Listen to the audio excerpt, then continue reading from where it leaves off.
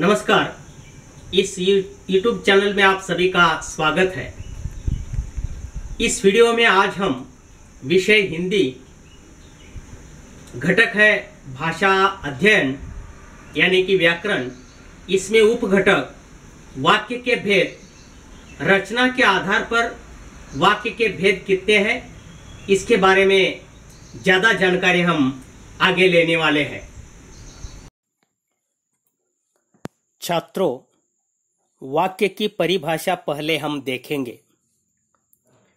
वाक्य की परिभाषा है, शब्दों के एक सार्थक समूह को ही वाक्य कहते हैं।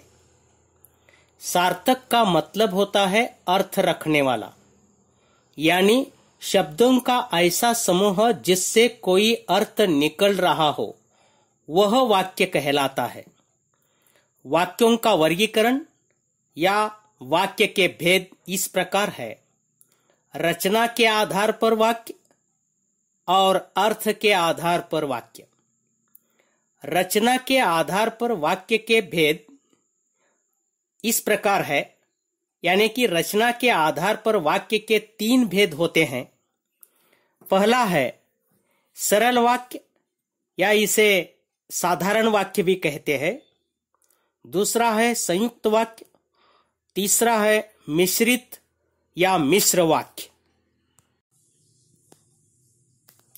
वाक्य के भेद में पहला भेद है सरल वाक्य या साधारण वाक्य। ऐसा वाक्य जिसमें एक ही क्रिया एवं एक ही कर्ता होता है, जिस वाक्य में एक ही उद्देश्य एवं एक ही विधेय होता है, वे वाक्य सरल वाक्य कहलाते हैं। सरल वाक्य को साधारण वाक्य भी कहा जाता है।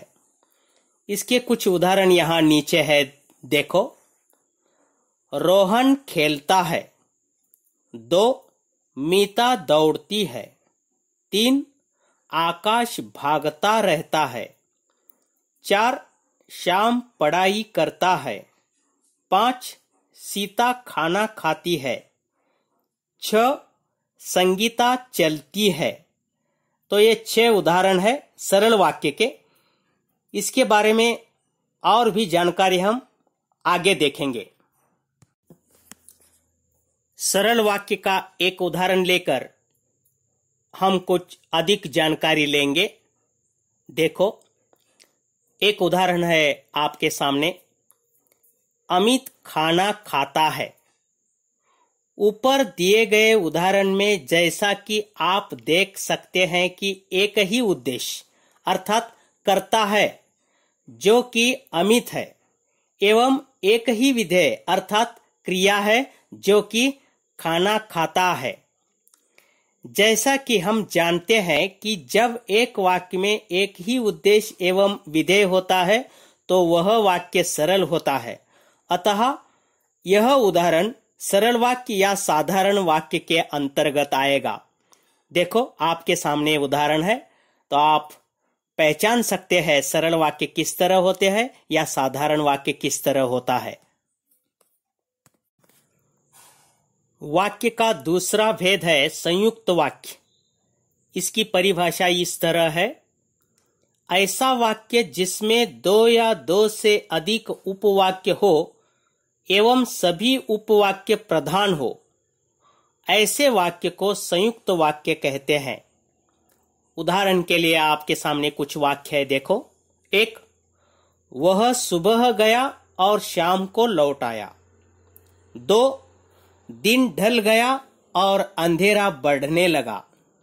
3 प्रिय बोलो पर असत्य नहीं। 4 मैंने बहुत परिश्रम किया इसलिए सफल हो गया। 5 मैं बहुत तेज दौड़ा फिर भी ट्रेन नहीं पकड़ सका। इन वाक्यों को और देखना है, अधिक जानकारी हम आगे देखेंगे। संयुक्त वाक्य में 2 या 2 से अधिक सरल अथवा मिश्र वाक्य अव्ययों द्वारा संयुक्त होते हैं। ये उपवाक्य एक दूसरे पर आश्रित नहीं होते एवं संयोजक अव्यय उन वाक्यों को मिलाते हैं। संयुक्त वाक्य में 2 या 2 से अधिक सरल वाक्यों को और एवं, तथा या अथवा, इसलिए, अतः, फिर भी, तो, नहीं तो, किंतु, परंतु, लेकिन, पर आदि का प्रयोग करके जोड़ा जाता है। ये सभी वाक्य संयुक्त वाक्य के उदाहरण होते हैं। देखो और विस्तृत हम देखेंगे। मीना बहुत बीमार थी अतः स्कूल नहीं आई। जैसा कि आप ऊपर दिए गए उदाहरण में देख सकते हैं, यहाँ एक वाक्य में दो सरल वाक्य है। इन दो सरल वाक्यों को अतः अव्यय संयोजक से जोड़ा गया है। आप देख रहे हैं, वाक्य मैं फिर से पढ़ता हूं। मीना बहुत बीमार थी अतः स्कूल नहीं आई। जैसा कि हम जानते हैं कि संयुक्त वाक्य में दो या दो से अधिक सरल वाक्य होते हैं एवं उन्हें अव्यय संयोजकों के द्वारा जोड़ा जाता है, अतः यह उदाहरण संयुक्त वाक्य के अंतर्गत आ सकता है या आएगा। वाक्य का तीसरा भेद है मिश्र वाक्य। इसकी परिभाषा इस तरह है: ऐसे वाक्य जिनमें सरल वाक्य के साथ साथ कोई दूसरा उपवाक्य भी हो, वे वाक्य मिश्र वाक्य कहलाते हैं। मिश्र वाक्यों की रचना एक से अधिक ऐसे साधारण वाक्यों से होती है जिनमें एक प्रधान वाक्य होता है एवं दूसरा वाक्य आश्रित होता है, यानी कि पहले वाक्य के आधार पर दूसरा वाक्य हो सकता है या होता है। जैसे कि उदाहरण देखो आपके सामने है। एक, जो औरत वहां बैठी है वो मेरी माँ है। जो लड़का कमरे में बैठा है वह मेरा भाई है। यदि परिश्रम करोगे तो उत्तीर्ण हो जाओगे। मैं जानता हूं कि तुम्हारे अक्षर अच्छे नहीं बनते। इसके बारे में विस्तृत जानकारी हम आगे देखेंगे। मिश्र वाक्य में मुख्य उद्देश्य और मुख्य विधेय के अलावा एक या अधिक समापिका क्रियाएं होती हैं। मिश्र वाक्य में प्रधान वाक्य को आश्रित उपवाक्य से जोड़ने के लिए जो आपस में कि, जो, क्योंकि, जितना या जिसने, उतना, जैसा, वैसा, जब, तब, जहां, वहां, जिधर, उधर, अगर या यदि, तो, यद्यपि, तथापि आदि का प्रयोग किया जाता है। मिश्र वाक्य का एक उदाहरण लेकर हम विस्तृत जानकारी लेंगे। वह कौन सा मनुष्य है जिसने महाप्रतापी राजा भोज का नाम न सुना हो? यह वाक्य है।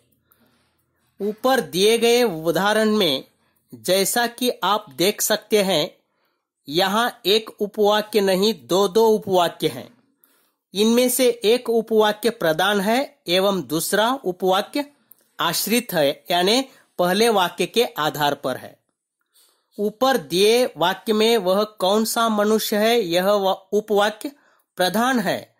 वह जिसने महाप्रतापी राजा भोज का नाम ना सुना हो, यह वाक्य आश्रित वाक्य है, यानी दूसरे के वाक्य के आधार पर है। जैसा कि हम देख सकते हैं, इस वाक्य में दो विधेय है एवं दो विधेय मिश्र वाक्य में होते हैं। अतएव यह उदाहरण मिश्र वाक्य के अंतर्गत आएगा, यानी कि यह वाक्य मिश्र वाक्य है। इस प्रकार आज इस वीडियो में हम वाक्य के भेद देख चुके हैं, यानी कि रचना के आधार पर वाक्य के 3 भेद, इसकी जानकारी ले चुके हैं। धन्यवाद।